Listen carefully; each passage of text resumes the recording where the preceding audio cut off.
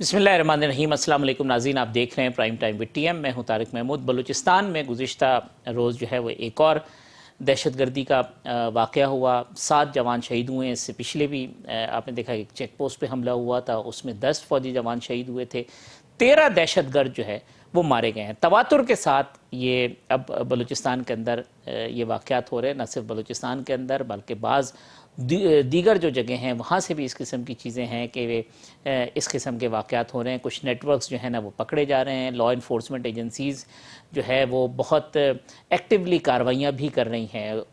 پچھلے دنوں حکومت نے نیشنل سیکورٹی پالیسی کا اناؤنسمنٹ بھی کیا تھا۔ اب یہ جو واقعات ہیں بالخصوص افغانستان کے تناظر میں، پھر پاکستان اور چائنا کے ریلیشن، اور پھر پاکستان اور بھارت والا معاملہ جس میں آج راہل گاندھی کے جو سٹیٹمنٹ ہے وہ بھی آپ دیکھ رہے ہیں، جس میں کہتے ہیں کہ جی مودی صاحب کی پالیسیوں نے پاکستان اور چین کو قریب کر دیا ہے۔ اب یہ ایک اور پھر ایک ایسی صورتحال ہے، ایک نئی دہشت گردی کی لہر کا ہمیں سامنا کرنا پڑ رہا ہے۔ تو کیا ہونی چاہیے نیشنل لیول پہ اسٹریٹجی، پولیٹیکل پارٹیز کو، گورنمنٹ کو کس طریقے سے اس کو کرنا چاہیے، کس طریقے سے عوام کو آن بورڈ کرنا چاہیے، اس کے اوپر بھی آج کے پروگرام میں گفتگو کریں گے۔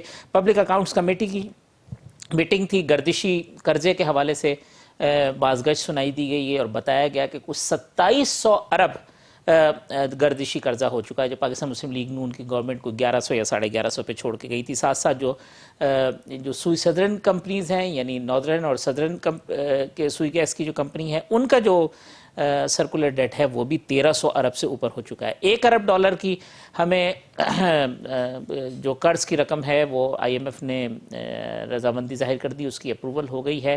اپوزیشن کہتی ہے کہ 1 ارب ڈالر کے بجائے کئی ارب ڈالرز کے انہوں نے ٹیکس لگا دیے ہیں۔ ساتھ ساتھ ایک اور امپورٹنٹ چیز وہ یہ ہے کہ جو بتایا گیا تھا فائنانس بل کے حوالے سے کہ اس کا امپیکٹ نہیں آئے گا، لیکن ادویات کی قیمتوں کے اوپر جو بتا رہے تھے کہ را میٹیریل پہ ہوگا، فنش پروڈکٹ پہ نہیں ہوگا۔ آپ نے سنا ہوگا کہ کل جو ہے وہ پیراسیٹامول اور جو اس قسم کی جو ادویات ہیں اس کی قیمتوں میں اضافے کی بات ہوئی، پھر ساتھ ساتھ آج جو سرجیکل آئٹمز ہیں اس کے اوپر اضافے میں بات ہوئی۔ تو آخر یہ سب کچھ کیا ہو رہا ہے اور کیوں ہو رہا ہے؟ تمام جو موضوعات ہیں، ساتھ ساتھ نواز شریف صاحب کی جو میڈیکل رپورٹس ہیں اس کے اوپر بھی آج حکومت کا کہنا یہ ہے کہ جھوٹ پر مبنی ہے۔ فاروق حبیب صاحب نے کہا کہ جی وہ ہم ان کو لے کے آئیں گے۔ میرے ساتھ موجود ہیں پاکستان تحریک انصاف کے رکن قومی اسمبلی آفتاب جہانگیر صاحب، پاکستان مسلم لیگ نون کے رکن قومی اسمبلی علی پرویز ملک صاحب، اور پاکستان پیپلز پارٹی کی رہنما صوبائی وزیر محترمہ شیلہ رضا صاحبہ۔ آفتاب صاحب، کنٹینیوس واقعات ہو رہے ہیں دہشت گردی کے، بلوچستان میں بھی، کے پی کے اندر بھی۔ اب یہ الارمنگ سچویشن ہے، پہلی اکانومی ہماری ٹھیک نہیں ہے، اب اگر لا اینڈ آرڈر والا مسئلہ بھی ہاتھ سے نکل جاتا ہے تو ہم تو ایک بری پوزیشن میں کھڑے ہو جائیں گے۔ بہت شکریہ طارق بھائی کہ آپ نے اپنے پروگرام میں موقع دیا۔ میرے دونوں دوستوں کو میرا سلام، اور یہ ہدف نہیں کریے گا۔ اچھا، تو دیکھیں میں یہ سمجھتا ہوں کہ جب بھی کسی بڑے ایونٹ کوئی ہو رہا ہوتا ہے تو اس قسم کے واقعات ہوتے ہیں۔ بڑے ایونٹ سے مراد ابھی جیسے چائنا کے اندر ایک ونٹر اولمپک ہو رہا ہے جس کے اندر مختلف ممالک کے سربراہان بھی تشریف لائیں گے اور پاکستان کے پرائم منسٹر بھی وہاں تشریف لے کے جائیں گے۔ حالانکہ ان کی خواہش تھی، انہوں نے پہلے اولمپک دیکھا نہیں تھا ونٹر اولمپک، تو یہ بھی وہ دیکھ لیں گے، لیکن اس کے ساتھ ساتھ جو ہے وہ مختلف سربراہان سے ملاقات کریں گے۔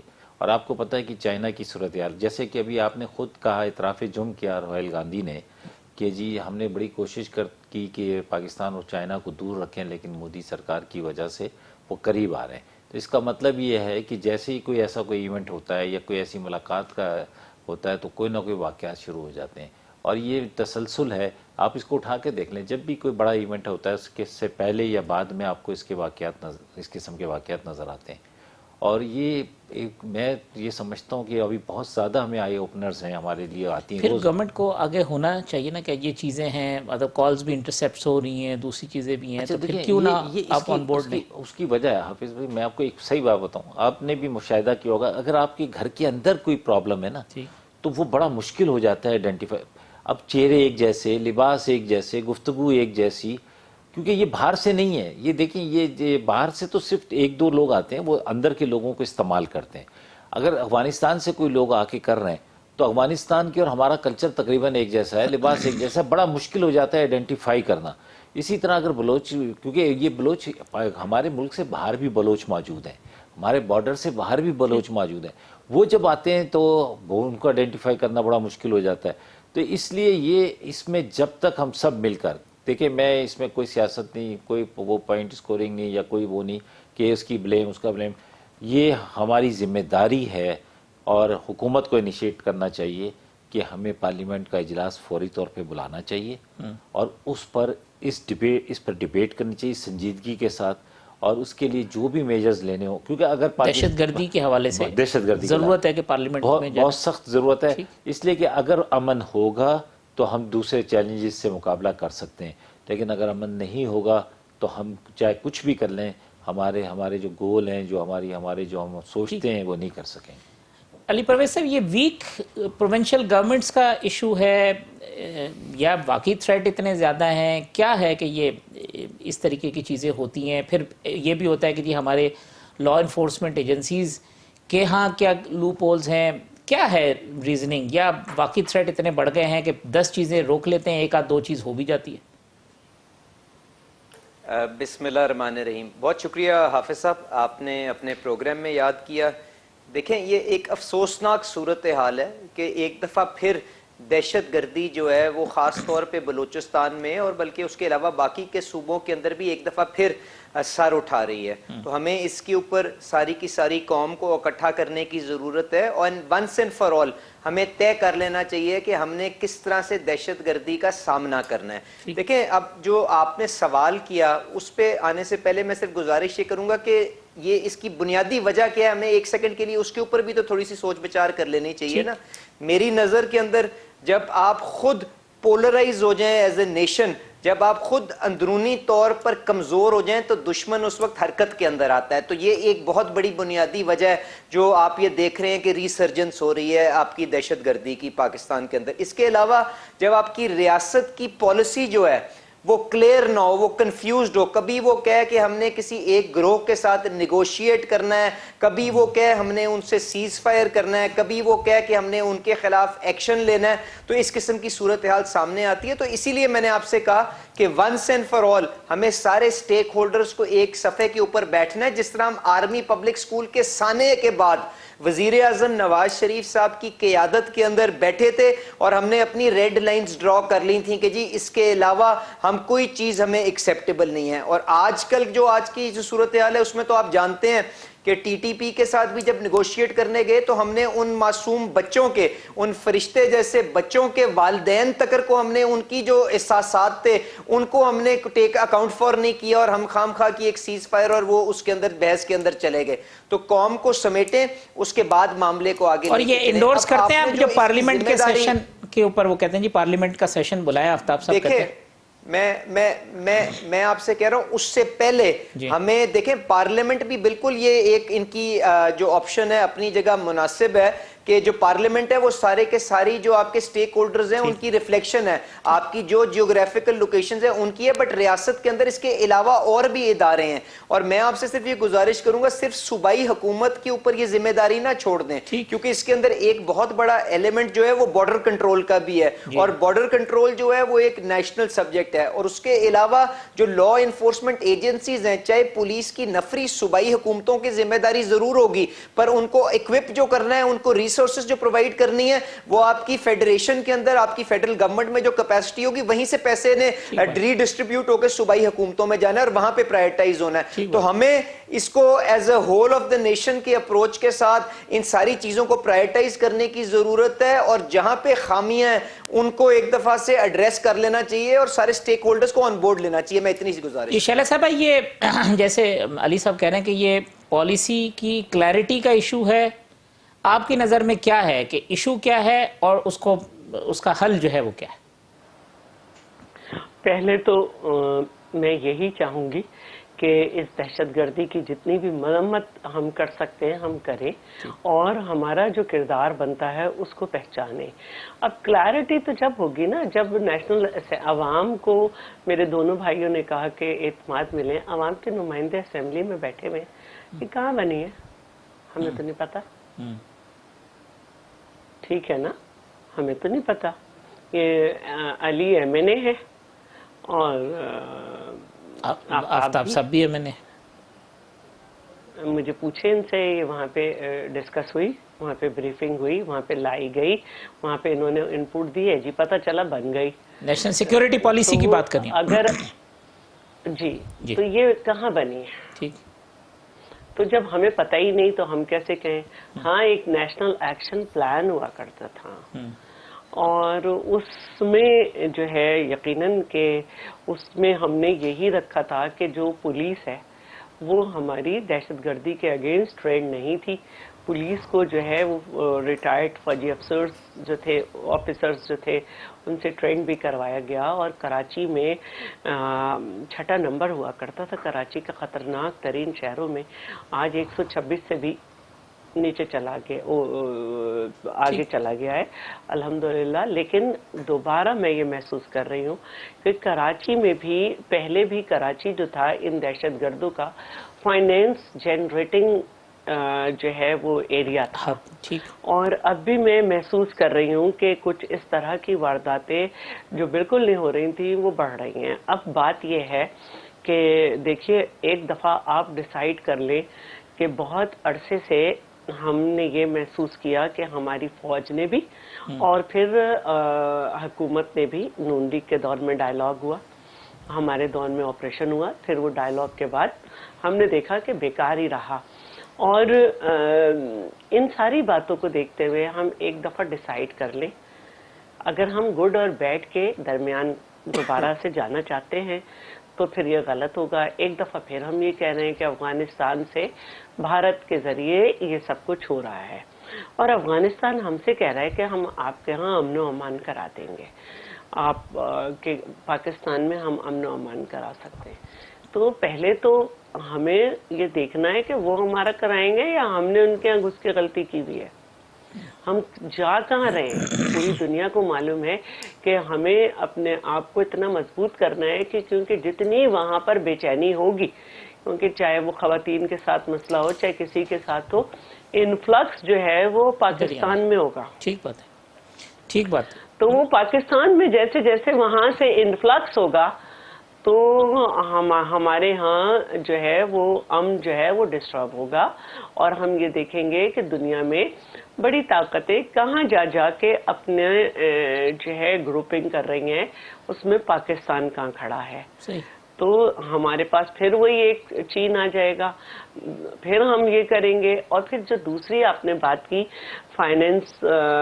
फाइनेंशियल मैटर्स की, तो देखिए मैं समझती हूँ कि आफ्ताब भाई के साथ हमें ये आसानी है कि कल जैसे मेरे साथ अंदलीब साहिबा थी तो वो कह रही थी कि पाकिस्तान में सब कुछ अच्छा है, मईशत परवान चढ़ रही है।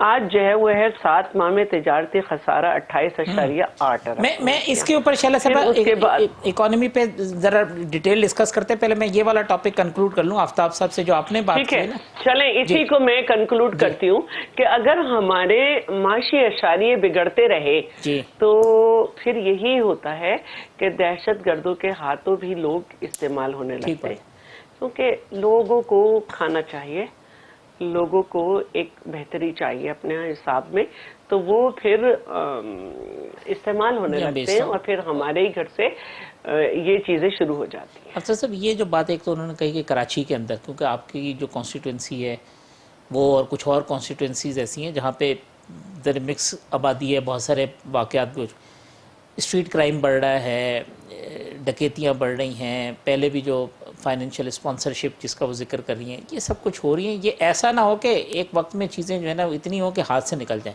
और दूसरी ये अफ़गानिस्तान का जो बैकलैश है वो हमारे ऊपर आना है, सबको पता है। तो कुछ महीने पहले तक हम बड़ी खुशियाँ मना रहे थे कि जी ये है, और आज अब ये है कि बहुत सारी चीज़ें हम कह रहे हैं जी वहीं से वैसे ही ऑपरेट हो रही हैं, तो फिर हम ज़ीरो पे खड़े हो जाते हैं हर थोड़े अरसे बाद। अच्छा तारिक भाई, जैसे आपने मेरे हल्के की बात की, शैला को भी पता है क्योंकि उनका वहाँ पे बड़ा असर रसूख है उस इलाके में, तो वो बड़ा ही एक अजीब व गरीब हल्का है जहाँ पर मल्टी नेशनल किस्म के लोग रहते हैं और वो शुरू से किसी ज़माने में तालिबान का बड़ा गढ़ हुआ करता था। बिल्कुल इशारा मेरा उसी तरफ। जी जी। तो अब भी ये सूरत हाल वहाँ पर मौजूद है। अच्छा, मुझ पर 2-3 دفعہ اٹیک ابھی ریسنٹلی بھی ہوا. میں کسی کو بتاتا نہیں, وہ کہتے ہیں کہ یار یہ شاید سستی شہرت کے لیے بات کی جاتی ہے, میں ان لوگوں میں سے نہیں ہوں. فوراً بتایا کریں. لیکن میں نے بتایا شیلا, میں آپ کو ایمانداری کی بات بتاؤں, کئی دفعہ لکھ کر دیا گیا, لیکن آپ کی جو سیکورٹی ادارے وہ کہتے ہیں نہیں جی آپ کو ضرورت نہیں, آپ سورۃ یاسین پڑھ کے گھر سے نکلاتے ہیں. آپ نے سیکورٹی مانگی اس کے بعد کہا کہ سورہ یاسین پڑھ. میں آپ کو حقیقت بتا رہا ہوں, یہاں کی انٹیریئر منسٹری نے بھی لکھ کر بھیجا ہے, اور انہوں نے مجھے سندھ گورنمنٹ نے نہیں دیا. اچھا وہ آپ کو پتہ بھی اس علاقے کا. اچھا میں اس سے ہٹ کر دیکھیں, میں آپ کو یہ بتاؤں کہ اس وقت افغانستان کی جو صورتحال ہے وہ بہت زیادہ قید زدہ ہے.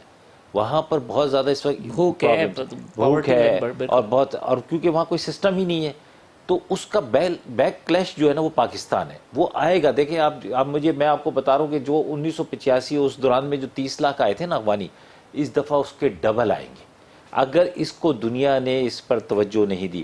اور خاص طور پر دیکھیں اسلامک ورلڈ نے, کیونکہ اب تو آپ کے پاس کوئی ریزن نہیں ہے نا کہ جی کوئی اور حکومت کر رہا ہے وہاں کر رہا ہے, اور ہم نے جس لوگوں کو ہم نے تیار کیا سب کچھ, میں کھل کے بات کر رہا ہوں, اور اسلامک ورلڈ نے بھی جن کو سپورٹ کیا, آج ان کی حکومت ہے وہاں پر ہے. تو اب چاہیے, پاکستان تو کر ہی رہا بیچارہ, جو پاکستان تو خود پھنسا ہوا ہے, تو اس کے ساتھ دوسری دنیا کو بھی اور انٹرنیشنل دنیا کو یہ سمجھ رہے ہیں کہ یہ شاید یہاں ہی تک رکے گا معاملہ, یہاں نہیں رکے گا, اس کی پریشانی دنیا میں جائے گی, اور اس کے لیے ان کو آسانیاں کے لیے, اور جب تک آپ ان کو اسٹیبل نہیں کریں گے. یہ جتنی ہم خوشیاں منا رہے تھے کہ جی وہ آ گئے ہیں, ہم یہ سمجھتے تھے, دیکھیں ہم اشرف غنی چلا گیا جی, بڑی کوئی ہمیں دیکھیں یہ تو پتہ چلا کہ وہ آسمان سے گرا کھجور میں اٹکا والی صاحب. اچھا ہوتا پتہ ہے کیا, جب ہم کوارٹر فائنل جیتتے ہیں نا تو بڑی خوشی مناتے ہیں کہ لیکن پتہ نہیں ہوتا کہ سیمی فائنل کتنا سخت ہوگا.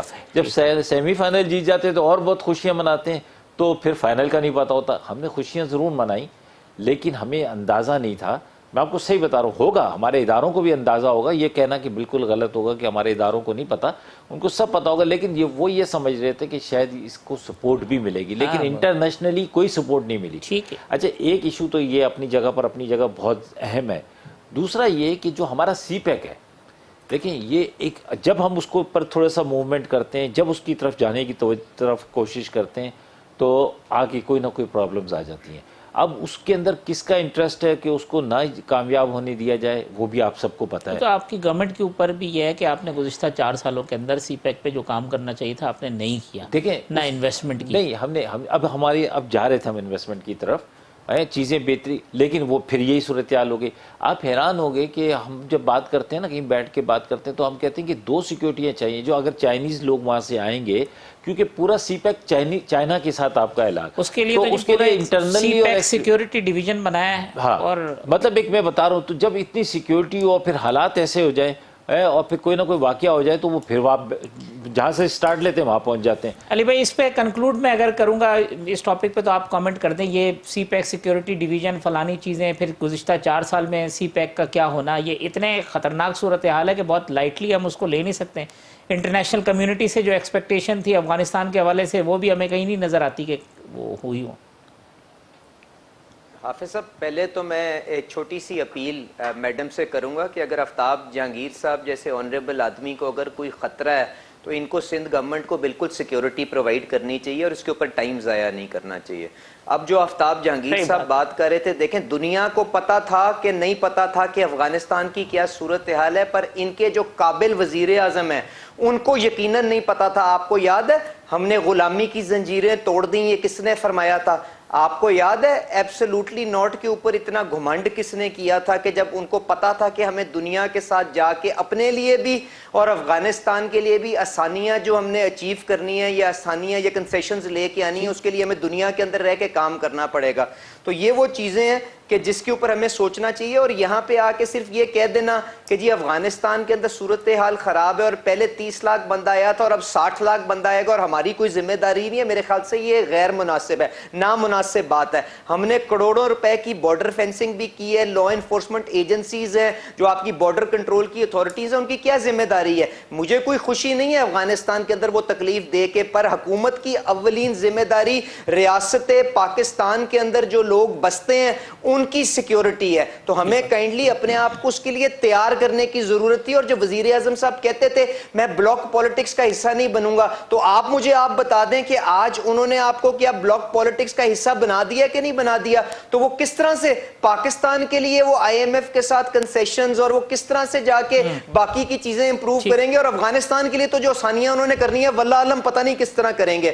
اب جو سی پیک والی آپ بات کر رہے ہیں, دیکھیں بات اس طرح سے ہے کہ آپ نے جب خود وہ سارے کے سارے پروجیکٹس جو تھے بیک برنر پہ ڈال دیے, آپ نے ان پروجیکٹس کی ایوز آپ نے کبھی شہباز شریف کے اوپر الزامات لگائے, کبھی آپ نے ان کے وینڈرز کے اوپر الزامات لگائے تھے, تو عقلی حکومت نے پیچھے ہی ہونا تھا نا, کہ انہوں نے کہنا تھا کہ جی unnecessarily اگر ہم جا کے اپنے لیے الزامات کا ایک سلسلہ شروع کروا لیں, جب پاکستان کے اندر ہم آ کے ان پروجیکٹس کو ایڈوانس کرتے ہیں تو انہوں نے بیک برنر پہ ڈال دی ساری چیزیں. تو اس کی بھی ذمہ داری وزیر اعظم صاحب کو ہی لینی پڑے گی, اور ان کی جو ساری کی ساری جو سی پیک کی ٹیم تھی اس کو لینی پڑے گی. اور میں امید رکھوں گا کہ جب وہ اب چائنا جا رہے ہیں تو جو ہم نے پیچھے جو اپنی وہ جو سلیکنس دکھائی ہے اس کو کور کرنے کی کوشش کریں گے اور بہتری آئے گی اس کے اندر. بس یہ ہوپ یہی ہے کہ اللہ کرے کہ ادھر سے کوئی چیز ایسی نکلے, کیونکہ اوور آل اس کا امپیکٹ تو ریاست کے اوپر ہی آنا ہے. وقفہ لے لیتے ہیں, وقفے کے بعد آتے ہیں تو جو اکانومی کے حوالے سے ہم نے گفتگو کی تھی اس کے اوپر بات کرتے ہیں.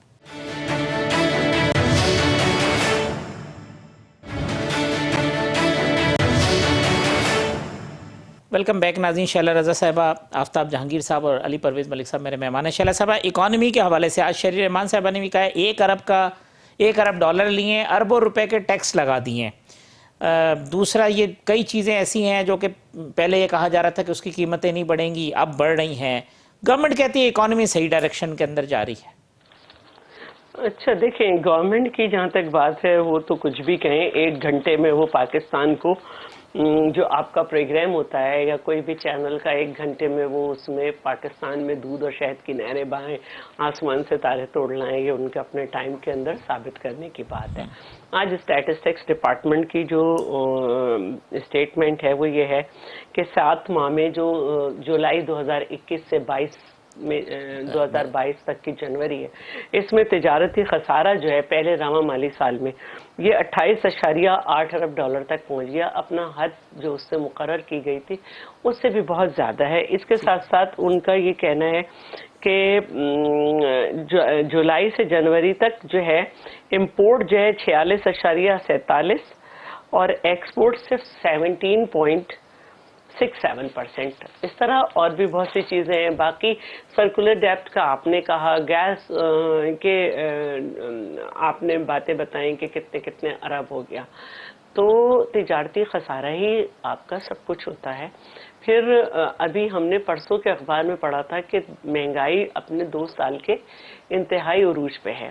یہ بات سب لوگ کہہ رہے ہیں, اور شوکت ترین صاحب نے آتے ہی کہی تھی کہ پیپلز پارٹی نے بہت نرم شرائط پہ قرضہ لیا تھا. آپ نے جو قرضہ لیا ہے وہ بہت مہنگا لیا ہے.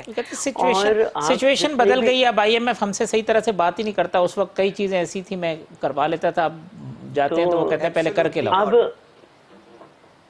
ٹھیک ہے, اب صورتحال یہ ہے کہ وہ وزیر اعظم صاحب جو کہتے تھے کہ میں آئی ایم ایف کے پاس نہیں جاؤں گا, اپنی خودداری بیچنے کے لائق بات ہے, میں خودکشی کر لوں گا. اب ان کے وزیر شادیانے بجا رہے ہیں, اور تو اور اب ہم قازقستان سے بھی قرضہ لینے جا رہے ہیں, اور اس طرح کی باتیں ہو رہی ہیں. تو میں صرف یہ پوچھنا چاہ رہی ہوں کہ جو لوگ یہ دعویٰ کر رہے تھے کہ اس منی بجٹ کے بعد مہنگائی نہیں بڑھے گی, تو کیا پیٹرول اور ڈیزل کی جو قیمتیں بڑھی ہیں اس کے بعد ہم کیا کہیں؟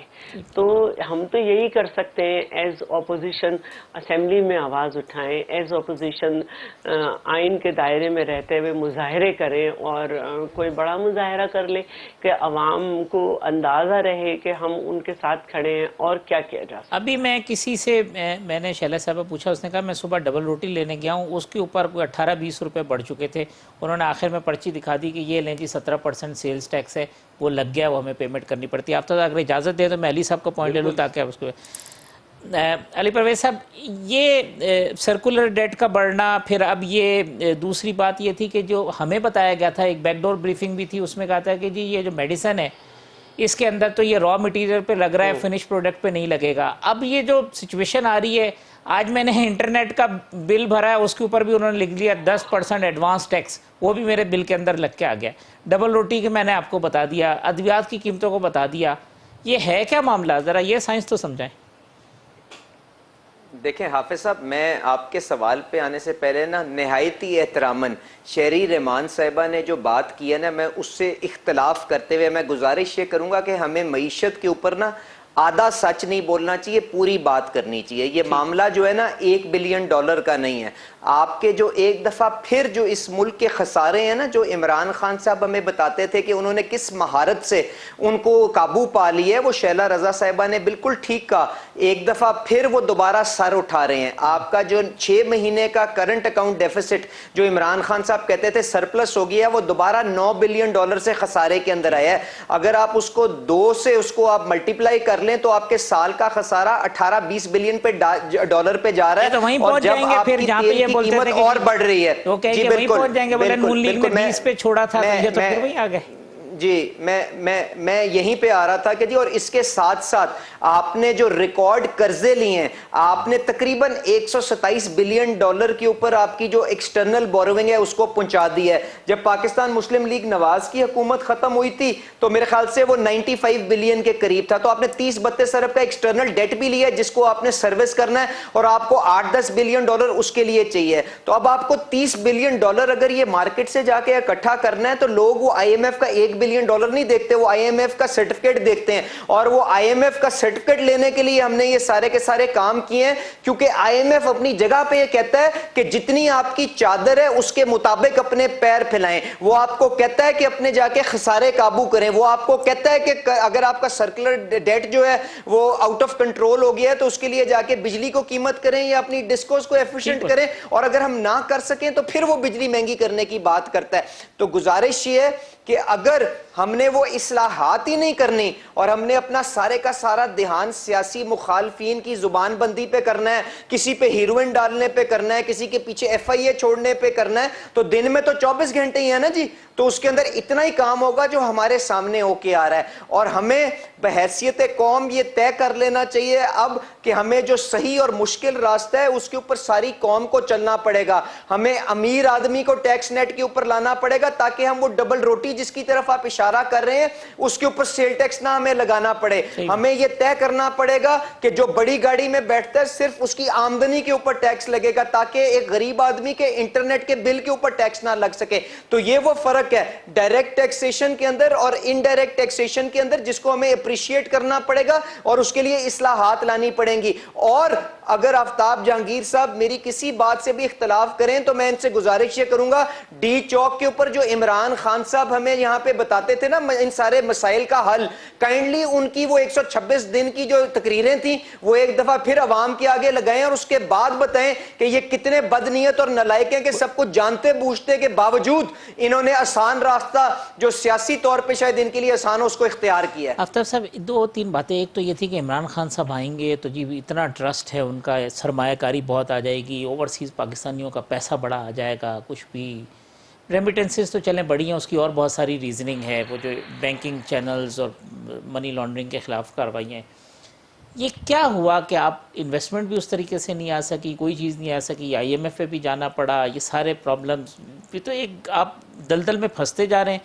اب آخری سال ہے, الیکشن کا سال, آپ کو اور انسینٹیوز دینے ہوں گے لوگوں کے لیے, آپ اصلاحات بھی نہیں کر سکیں گے, تو پھر تو خراب صورتحال میں کھڑے ہیں. اچھا دیکھیے طارق بھائی, میں یہ سمجھتا ہوں, میں تو سمپل سا آدمی ہوں, مجھے علی پرویز کو بٹھانا ہو اور تو پھر مزمل اسلم کو بٹھا لیں ساتھ, تو وہ 5000 چیزوں میں سے ایک چیز نکال کے بتاتے ہیں ٹماٹر کم ہو گیا, آپ بتائیں اس آدمی کا کیا کریں. نہیں کچھ نہیں کریں. تو میں ویسے کہہ رہا ہوں, دیکھیں میں نے یہ بات, میں بالکل آپ کی بات سے ایگری کرتا ہوں کہ ہمارے ساتھ جو اس وقت سب سے بڑا پرابلم ہے وہ یہ ہے کہ جو ابھی علی نے بات کی ہے, میں آپ کو حقیقت بتاؤں کہ جہاں پر ٹیکس لگنا چاہیے وہاں ٹیکس نہیں لگتا. اس کی وجہ اسمبلی میں بیٹھے ہوئے آپ کے ساتھی ہیں جو خود اتنے بڑے بڑے سرمایہ دار وڈیرے جاگیردار ہیں, وہاں پہ وہ ایسے بھی ہمارے ساتھی ہیں جو 14 کروڑ روپیہ ٹیکس بھی دیتے ہیں, ٹھیک ایسا ہائیسٹ پیڈ بھی ہے, ایسا نہیں ہے. لیکن یہ والی بات کہ دنیا کے اندر یہ بھی تو ہو سکتا ہے کہ ان کا بنتا ہے 114 کروڑ روپے اور دیتے ہیں نہیں 14 وہ کروڑ. ایسا نہیں ہے، بالکل جو صحیح بنتا ہے وہی کرتے ہوں گے. لیکن دیکھیں بات یہ ہے طارق بھائی کہ دنیا کے اندر حکومتوں کا ریسورس کیا ہوتی ہے، وہ کاروبار تو نہیں کرتے، وہ یہ ٹیکس ہوتا ہے جو عوام کا پیسہ ہوتا ہے وہ عوام پر لگایا جاتا ہے.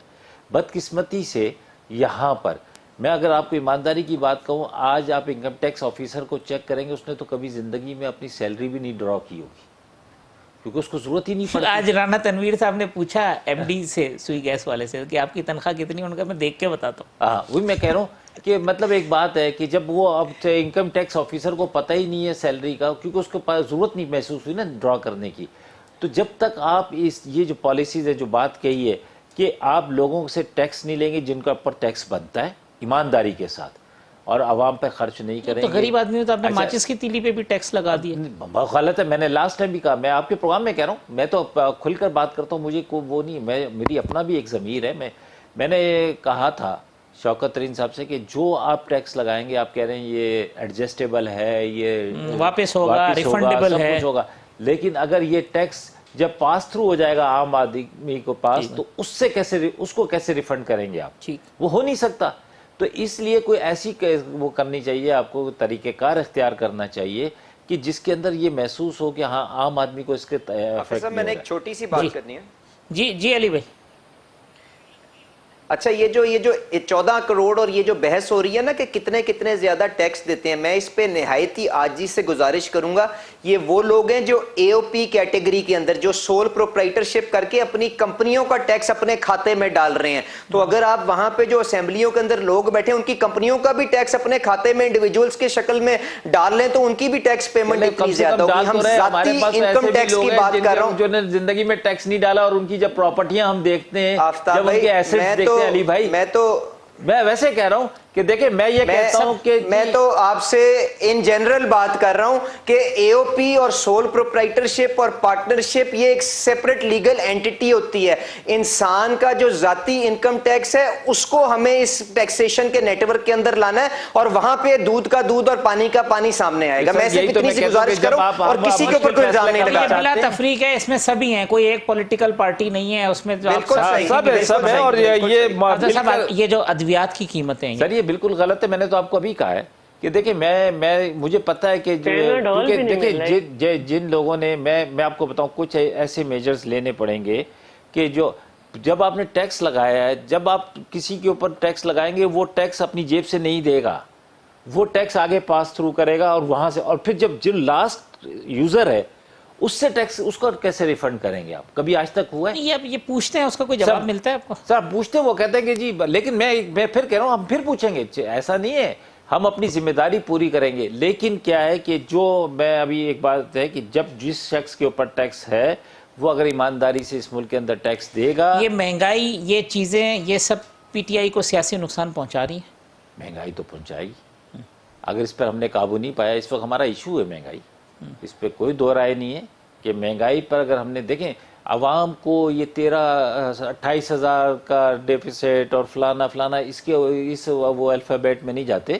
ان کو تو اپنا چیزیں دیکھنے کی، ان کی چیزیں سستی ہیں، مہنگی ہیں، بہتر ہو رہی ہیں، نہیں ہو رہی ہیں. یہ بات سمجھ نہیں آ رہی ہے آپ کی لیڈرشپ کو؟ اگر 2-3 چیزیں دیکھیں، میں شائلہ سے ریکویسٹ کروں گا کہ جیسے ہیلتھ کا جو پروگرام ہے پنجاب کے اندر، کے پی کے اندر، اس کو سندھ کے اندر بھی امپلیمنٹ کریں تاکہ عوام کو تھوڑا ریلیف ملے. وہ تو اعتراض کر رہے ہیں، وہ کہتے ہیں فراڈ ہے، آپ نے اپنے جو پرائیویٹ ہاسپٹلس کو فائدہ پہنچانے کے لیے. نہیں ایسا نہیں ہے. جو جن لوگوں سے ملتے ہیں وہ کہتے ہیں کہ جی بہت بہتر ہے، سمجھے نا. چلیں جی، آپ یہ بڑا بہترین پروگرام آفتاب صاحب کا شائلہ صاحبہ لیتی کیوں نہیں؟ لے لیں آپ، اس پہ اگر آپ کچھ بہتری کرنی ہے تو آپ بہتری کر لیں. اس کے اندر اگر آپ سمجھتی ہیں کہ اس کے اندر کوئی کمزوری ہے تو اس کو دور کر دیں. اسی طرح اسکول کا نظام ہے. جی شائلہ صاحبہ، سرکاری اسکول ہیں، ان کے اوپر شائلہ آپ کو اتنا اچھا کام کرتی ہے، آپ کو پتہ ہے کیا صورتحال ہے اس وقت.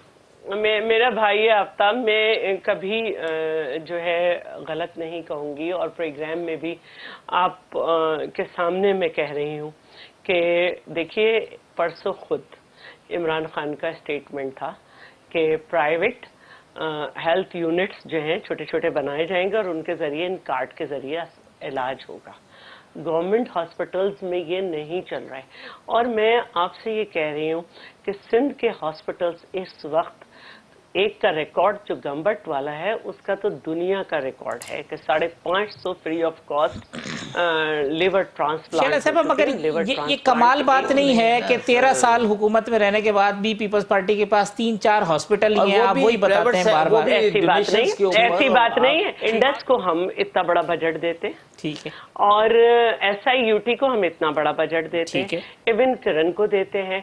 और हमारे जमाने में आप जिना और सिविल का हालात देखें, 2 गामा नाइफ हैं जो कहीं भी नहीं है एशिया में। 17 ममालिक एक जो है हमें सिंध के अंदर, हाँ जी साइबर नाइफ, तीसरा हम ला रहे हैं। इतने सारे हमने NICVD यूनिट्स बना दिए।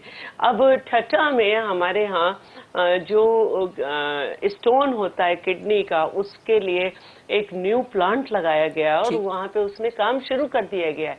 तो आप सिंध के हॉस्पिटल्स जो है सारे, चाहे मिट्टी का भी हो, आप उसका मुकाबला नहीं कर सकते। मगर अनफॉर्चुनेट आपके लिए ये है कि आपके लोग इस प्रोडक्ट को भी नहीं ब्रीफ कर सके सही तरीके से, लोगों को बताए। मैं आपको खुद बताऊं, लेकिन मैं जिना हॉस्पिटल में आपसे एक बात करना चाह रही हूँ। जी हाँ, मैं भी आपसे बात करना चाह रही हूँ। आपको खुद मालूम है मेरे हस्बैंड की कितनी तबीयत खराब हुई और किन किन मरहलों से गुजरे। जब उनको दिल की तकलीफ हुई तो मैं बाद में पहुंची, वो NICVD पहले पहुंच चुके थे, और उनके साथ जो लोग गए थे मेरे घर के सर्वेंट वगैरह, वो ब्रीफ भी नहीं कर सके कि ये किसके शौहर है क्या है, और माशाल्लाह पूरा इलाज हुआ।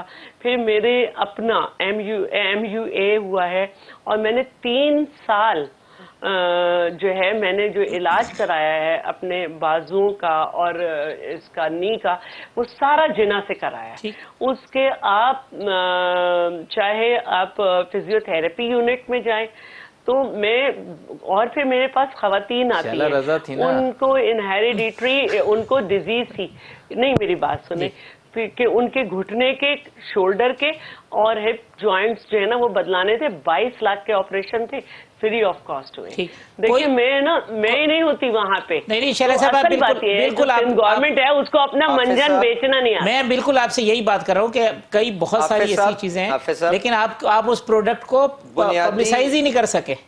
जी अली भाई, मैं इसको मानती हूँ। बुनियादी चीज ये है, कोई भी कौम जो टैक्स जो है सिर्फ 9% या 8% ऑफ GDP इकट्ठा करती हो, उसकी बात इस तरह से है कि बुनियादी तौर पे वो ये वसाइल पैदा ही नहीं कर सकती, ये मुहैया कर ही नहीं सकती अपनी की आवाम को कि वहां पे उनको अच्छी सेहत और अच्छी तालीम के यहाँ पे उनको फैसिलिटीज हम बना सकें। तो आइलैंड्स ऑफ एक्सीलेंस तो जरूर हो सकते हैं, जिसकी तरफ शैला साहिबा इशारा कर रही हैं, और बाकी भी सूबों के अंदर होगा। पर जब तक हम अपने ये जो फाइनेंशियल रिसोर्सेज का निजाम ठीक नहीं करते, करप्शन को काबू नहीं पाते, जिसके अंदर आपने देखा कि ट्रांसपेरेंसी इंडेक्स के अंदर आप माशाल्लाह पिछले 3-4 साल से लगातार बेसिस के ऊपर गिरते जा रहे हैं। जब तक आप इन 2 बीमारियों को कंट्रोल नहीं करते, आप कभी भी उस नौयत की फैसिलिटीज प्रोवाइड नहीं कर सकेंगे अपने लोगों को जो हमें देनी चाहिए दुनिया के जो अंदर गुड प्रैक्टिसेस या बेस्ट प्रैक्टिसेस उसके मुकाबले। ओवरऑल सिस्टम की जो है ना ओवरहॉलिंग नहीं होगी तो चीजें ये जो है नहीं ठीक होंगी। वक्फा ले लेते हैं, वक्फे के बाद आते हैं तो प्रोग्राम को कंक्लूड करते हैं।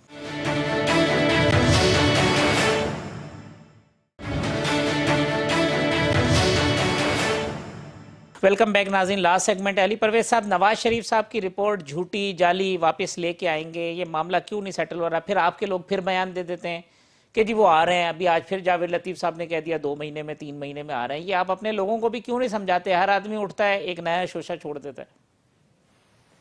देखिए हाफिज साहब, हर बंदा क्या यहाँ पे बयान दे देता है, मैं अब उसके ऊपर क्या आपसे कहूँ। गुजारिश ये है कि पहले तो ये एक तय कर लें कि क्या मियाँ नवाज शरीफ साहब जब यहाँ से गए थे तो क्या उनकी तबीयत खराब थी कि नहीं खराब थी, और अगर खराब थी तो एक दफा ये भी याद रखिएगा वो इनकी हुकूमत की कस्टडी में थे जब उनको रात के आखिरी पैर सर्विसेज अस्पताल लाया गया था और चंद हजार के अंदर उनके प्लेटलेट्स थे। उसके बाद डॉक्टर यास्मीन राशिद साहिबा, फैसल सुल्तान साहब, वो पता नहीं 10-12 बंदों का, और वो गायनीकोलॉजिस्ट का जो बनाया हुआ बोर्ड था, और कितने ही बोर्ड थे जिन्होंने उनको पर्सनली असेस किया, और उसके बाद जब अपने हाथ पैर फूल गए तो इनको इजाजत दी कि इनको बाहर इलाज के लिए भेजा जाए। और जब वहां पे एफिडेविट और अंडरटेकिंग दी गई शहबाज शरीफ साहब से, उसके अंदर तरीकाकार तय किया हुआ है कि जब उनके मौलजीन ये फैसला कर लेंगे कि he is fit to travel back to Pakistan तो वो आ जाएंगे। अब उनके ट्रेवल करके जाते हैं, वो फैक्ट्री का मुआयना करते हैं, वो 450 किलोमीटर दूर चले जाते हैं, वो इतने घंटे चले जाते हैं, इधर क्यों नहीं आते? अब ये एक आर्गुमेंट जो है इसका क्या जवाब है?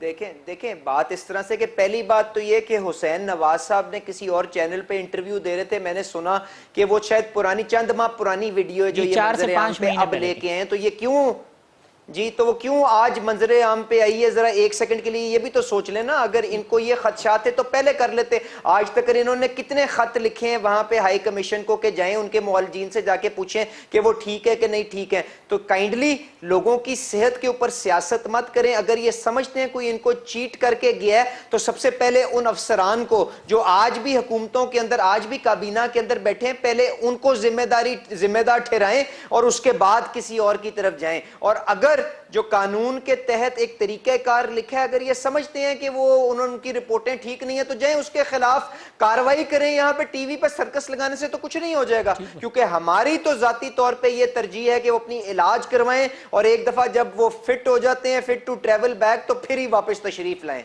اور یہ جو لوگ کہہ دیتے ہیں ہر تھوڑے دن بعد جی وہ اگلے ہفتے آ رہے ہیں, وہ مارچ میں آ جائیں گے, وہ فلانے آ جائیں گے, تو وہ بھی تو پھر سیاسی سرکس ہی لگاتے ہیں. حافظ صاحب بالکل صحیح ہے, نامناسب ہے. اسی لیے میں آپ کو کہوں گا کہ ہمارے پارٹی کے جو جنرل سیکٹری ہیں یا جو صدر ہیں شہباز شریف صاحب, جنرل سیکٹری احسن اقبال صاحب ہیں جو عہدے دران ہیں, یا میاں نواز شریف صاحب کے جو سپوکس مین ہیں, ان کے بیانات کے اوپر زیادہ دھیان دیں. اور یہ لوگ جو اپنی سوچ کے مطابق, اپنے تجزیے کے مطابق کوئی بات کر دیتے ہیں, اس کے اوپر اتنا زیادہ دھیان مت ٹھیک. دیجیے. اب آفتاب صاحب, یہ آپ جس دن اسحاق ڈار صاحب کا آپ نے کہا جی ابھی لے کے آ رہے ہیں, وہ شہزاد اکبر صاحب تقریریں کرتے تھے, الطاف حسین کے لیے بھی آپ شروع میں آئے, انہوں نے کہا جی ابھی لے کے آ رہے ہیں, آپ کو بھی پتہ ہے نہ لا سکتے ہیں نہ لاتے ہیں, سیاسی بیان بازی لگاتے ہیں. اور دوسری بات ہے وہ ٹھیک کہہ رہے ہیں کہ حکومت آپ کی ہے, رپورٹیں آپ کی ہیں, پکڑے نا بندے کہ انہوں نے جعلی رپورٹیں بنائی ہیں. اچھا حافظ بھائی, پہلی بات تو یہ کہ میں کہتا ہوں بقول جیسے ابھی علی نے کہا کہ وہ تو چند گھنٹوں کے مہمان تھے, بہت تھوڑے سے سیل رہ گئے تھے اور یہ سارا کچھ تھا, اور پھر بھائی نے یہ لکھ, اللہ نے صحت دی ان کو. اچھا سنیں نا, تو دے دی نا صحت. یہی تو میں بھی کہنا چاہ رہا ہوں کہ جب بھائی نے یہ بھی لکھا, ابھی علی نے بھی یہ کہا کہ جب وہ صحت مند ہوں گے 6 ہفتے کا علاج کرا کے واپس آ جائیں گے. ٹھیک, اللہ نے صحت دی, جہاز میں بیٹھتے ہی صحت دے دی. میں تو بڑی کوشش کرتا ہوں کہ میں یہاں سے مجھے بھی صحت مل جائے, کیونکہ آج چیک کیا شوگر بہت ہائی ہے سمجھے نا, تو اللہ نے دی صحت. تو اس کے بعد وہ ماشاءاللہ صحت مند ہو گئے, کافی بھی پینے لگ گئے, سفر بھی کرنے لگ گئے. 4 مہینے کے اندر وہ فیکٹریوں کا معائنہ بھی شروع کر دیا انہوں نے. سیاسی تو کم سے کم دیکھیں وہ لیڈر ہیں, یہ علی بھائی کے لیڈر ہیں. اتنا ہونا چاہیے کہ جی میں اب صحت مند ہو گیا ہوں, میرے بھائی نے ایک انڈرٹیکنگ دی تھی, میں پاکستان آ رہا ہوں, پاکستان کے سارے مسائل سے نپٹوں گا, چاہے مجھے جیل میں ڈالو, چاہے مجھے میرے اوپر مقدمہ چلاؤ, جو کچھ بھی کرو, کوئی مثال تو قائم کریں. اب یہ اس وقت تک ان کی صحت ایسی رہے گی کہ جب تک وہ ڈاکٹر کہہ رہا ہے کہ ان کو وہ بیماری ہے جس کو اردو میں لوگ کہتے ہیں دل ٹوٹنے کی. اب وہ کیسے دل ٹوٹ گیا, کیسے جڑے گا, یہ تو ہمیں نہیں پتا, یہ تو انہیں کو پتا ہوگا کہ جی آپ اپنی جگہ سے اتنی دور بھی نہیں رہ سکتے کیونکہ آپ کے ساتھ ہے, آپ نے گھر اپنے قریب ہے, ہاسپٹل قریب ہونا چاہیے, آپ کا معالج قریب ہونا چاہیے, اور آپ جا کے گھومتے ہیں پھرتے ہیں. یہ چیزیں نا, مطلب یہ ویسے میں کہہ رہا ہوں کہ میں دعا کروں کہ اللہ تعالیٰ ان کو صحت دے. رپورٹر والوں کو پکڑا کیوں نہیں آپ نے اتنا ٹائم؟ دیکھیں میں آپ کو ایک بات بتاؤں, یا رپورٹیں کہتے ہیں صحیح ہے یا کہتے ہیں ہم دیکھیں نہیں. میں کہتا ہوں کہ جیسے علی نے بھی ایگری کیا کہ رپورٹیں صحیح ہیں, ٹھیک کیا نا, پھر سمجھائیں نا فواد چودھری صاحب کو. میں کہہ رہا ہوں, میں کہتا ہوں فواد چودھری اپنی ذمہ داری خود نبھائے گا. میں کہہ رہا ہوں کہ رپورٹیں صحیح ہیں. اگر اللہ نے شفا دے دی ہے تو جو وعدہ کر کے گئے ہو وہ تو پورا کر دو, اس میں کیا دو رائے. مطلب عوام کو کچھ تو مثال دینا کہ بھائی کبھی یہ نہ کہیں کہ جی میں نے معاہدہ نہیں کیا تھا, پھر کہا میں نے 5 سال کا کیا, پھر کہا نہیں میں نے 10 سال کا کیا. یہ اس سے نکلیں, مطلب کہیں کہ ہاں دیکھیں اللہ نے مجھے شفا دی, پاکستان میں کچھ نہیں تھا, سندھ کے اندر ہاسپٹل تھے, سندھ میں آ جاتے, شیلا راجا سے مدد لیتے, اتنے بہترین ہاسپٹل تھے کہ کیا ضرورت پڑی تھی انگلینڈ جانے کی, اور اتنی میزبانی کرتے. سندھ کی میزبانی ویسے ہی مشہور ہے, سندھ کی میزبانی تو ویسے ہی مشہور ہے, وہ ان کی خدمت بھی کرتے, ان کی وہ بھی کرتے, علاج بھی کرتے. وہ کہہ رہے ہیں کہ چلو کچھ ہوا نہیں ہوا, ہمارے ہاسپٹل کی تعریف ہوگی. تو وہی تو میں کہہ رہا ہوں, شیلا کو میں تو مان رہا ہوں, تو پھر کیا ضرورت پڑی کہ بھائی وہاں جائے. شیلا صاحبہ یہ سیاسی سرکس چیزیں جو جس طرف علی پرویز صاحب نے, اور when he is fit to travel. جی شیلا صاحبہ یہ کیا ہے, ہم اس سے کیسے نکلیں گے؟ اچھا دیکھیں, اس میں تو کوئی دو رائے نہیں ہے کہ میں بھی نہیں تھی وہاں پہ, علی بھی نہیں تھا, آفتاب بھائی بھی نہیں تھے, ڈاکٹرز تھے. اور ڈاکٹرز جو ہیں وہ باقاعدہ شوکت خانم کا بورڈ کے بھی, مطلب ڈاکٹر فیصل بھی تھے اور یہ سب تھے, اور ڈاکٹر یاسمین تھیں. اب جو لیبس تھیں جن سے ان کے ٹیسٹ ہو رہے تھے وہاں بھی میں نہیں تھی, ना नून लीग के लोग थे, और उनको आप देख सकते हैं। सही। अब बात जो है वो ये है कि भेजा तो हुकूमत ने था, ठीक है। कुछ एंकर्स जो हैं उन्होंने जब वहाँ पे उन्होंने लैंड किया उस वक्त की भी प्लेटलेट्स काउंट ले आए कि वो नॉर्मल थे, यहाँ से जाते में कितने थे। मेरा मसला ये नहीं है, क्योंकि बहरहाल ये पहले अपनी नौयत का मरीज नहीं है। पाकिस्तान में काफ़ी ऐसे लोग हैं, मैं खुद जानती भी हूँ, जिनके मेरे बड़ी शायरा हैं, उनके हस्बैंड हैं, उनके 2000 पे भी चले गए थे प्लेटलेट्स, और माशाल्लाह से वो अपना बिजनेस भी कर रहे हैं और सारा काम कर रहे हैं। देखिए सियासत जो है ये है ही बर्डन का काम, यानी कितना बर्डन होता है। जैसे अब मैं आपके साथ 1 घंटे का प्रोग्राम भी कर रही हूँ, तो मेरे सारे हवास आपके साइड है, मेरी बॉडी लैंग्वेज सही होनी चाहिए, मुझे जवाब सुन के रैपिडली जो है वो एक रैपिड एक्शन आपको साथ देना है कि मेरे जुमले से लेके हर चीज तवाजुन में रहे। तो सियासत कोई आसान काम तो है नहीं। अली परवेज साहब, लास्ट सेंटेंस जी, ये तो प्रेशर का काम है, सियासत में तो प्रेशर है, फेस करने पड़ेंगे। ये तो नुकसान पीएमएल एन का हमारे लिए हमारी कायद की सेहत जो है वो अव्वलीन तरजीह है। सारे के सारे मुकाबले, सारे के सारे प्रेशर उनके जो यहाँ पे वर्कर्स मेरे जैसे मौजूद हैं वो लेने को तैयार हैं। हम उनसे यही सिफारिश करेंगे अपना इलाज करवाएं और उसके बाद ही वापस तशरीफ लेके आएं और हमारी क़ियादत करें। इतनी देर हम इनका मुकाबला करने के लिए यहाँ पे मौजूद आपके लिए भी और उनके लिए भी। अली परवेज मलिक साहब, आफ्ताब जहांगीर साहब, सबके लिए कहिएगा, और अपने वजीर आजम साहब जो पैसे मांगने गए हैं उनके लिए भी जरूर करिए। वो ये रीत है, पिछले 70 साल से आपने भी मांगे, हम भी मांग रहे, अल्लाह करे इस मांगने की निजात से हम निकल जाए। माशाल्लाह माशाल्लाह माशाल्लाह, हमने जो 70 साल में मांगे आपने 3 साल में इकट्ठे कर लिए हैं। अगर आपने उस वक्त ना मांगे होते तो आज हमें ना मांगना पड़ता। हाफिज साहब आपने उस वक्त ना मांगे होते, हाफिज साहब ये बताइएगा कि हमने जो 70 साल में कर्जे लिए थे वो इन्होंने क्या 3 सालों में उसका मुकाबला कर लिया कि नहीं कर लिया? अब अली परवेज साहब, अब आपने कहना है कि इनका तजर्बा इसमें ज्यादा है, तो ये ठीक नहीं है बात जो है ना। नहीं, तजर्बा इनका ज्यादा है, इनका ज्यादा। हमारा तो तजर्बा ये है कि हम मान कर, मैं तो कहता हूँ कि कौम पर है तो ये हमारे लिए बड़ी कामयाबी है। अच्छा जी, आफ्ताब साहब, बात ये है कि अगर ये कहते हैं ना कि मैं इस कौम के लिए और यहाँ पे सारे बसने वाले लोगों के लिए दुआ करता है, तो हम लोग सब आमीन कहते हैं, पर काश ये अपनी नाक से आगे देखने की सलाहियत रखे। मैं ये कह रहा हूँ। अली परवेज साहब, आफ्ताब साहब, कौम की सेहत की जरूरत है। शैला साहब, तमाम मेहमानों का शुक्रिया। आइंदा हफ्ते इसी प्रोग्राम में इंशाल्लाह इसी वक्त दोबारा मुलाकात होगी। अल्लाह हाफिज।